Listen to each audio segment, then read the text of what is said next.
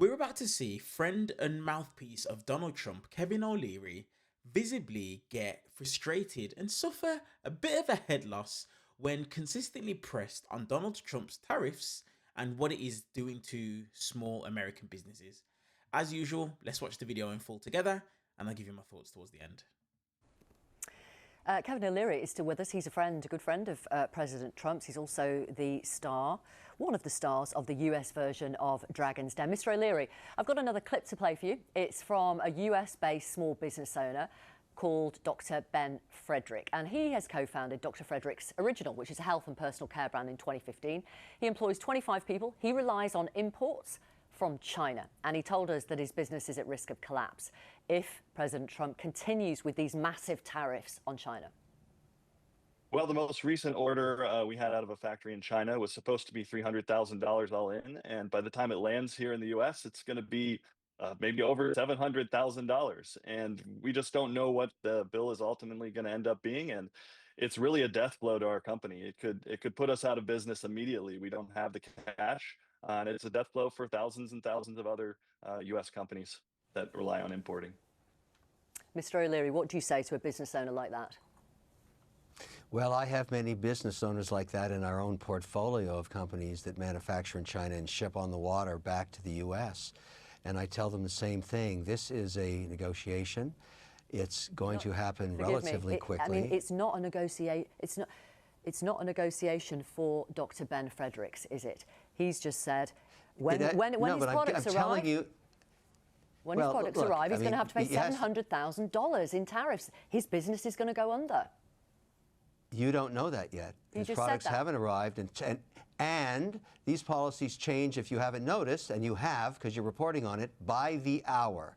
And so I anticipate further ranking of these tariffs against each other, and maybe they'll get put up 100% more tomorrow, but it's just part of a negotiation. This goes back to this unusual way. Normally, in past decades, these trade disparities and tiffs are done behind closed doors in shuttle diplomacy, usually meeting in Geneva or one of the other capitals. Not this time. This is being done on social media, and it makes a lot of people, including this CEO, which has a very good reason to gnash his teeth, they don't like watching this happen because it's volatile, very, very volatile. It's not just that he doesn't, end in a good place. Well, you don't know that either. Nobody knows where this will end. It's not that he doesn't like watching the volatility play out on social media. He employs 25 people. It's their livelihoods. It's his livelihood.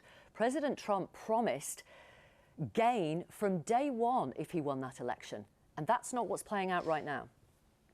Well, he didn't promise, protecting people against volatility. And you asked me what I would say to the CEO. It's the same thing I'm telling all my CEOs who have just as much anxiety. Let's take it day by day. Let's see what happens here. But it's been 20 years since this narrative has been dealt with in China. And other administrations have tried to rein China in and force them to be compliant. This particular administration, it's not just Trump. The tone of this administration and the cabinet, they're ready to take on China and force them to be compliant, not just on tariffs, but on all kinds of other punitive regulations should they not come on board to the rules that have been put in place by not just the United States, the WTO, the World Trade Organization. China's ignored that. This is also being dealt with. And so, I'm sorry for the volatility. I'm not making any apologies for anybody, but this is causing a lot of turmoil in domestic markets here in the U.S. Sure. And it's going to continue on until it's resolved. Okay. Mohammed El Arian, final word to you.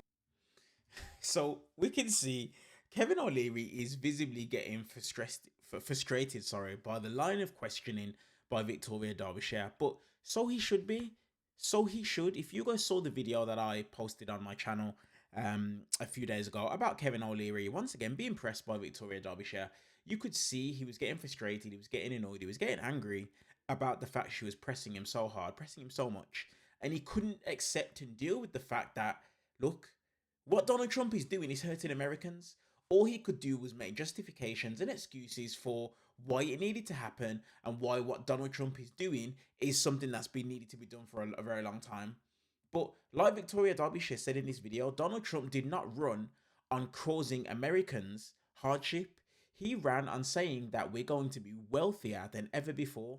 And right now, the stock market is in the depths of the depths in terms of a low. And it rose a little bit. And Republicans and MAGA are celebrating it like it's a massive win. When in reality, is that it dropped so much that the increase is it still has it in the red.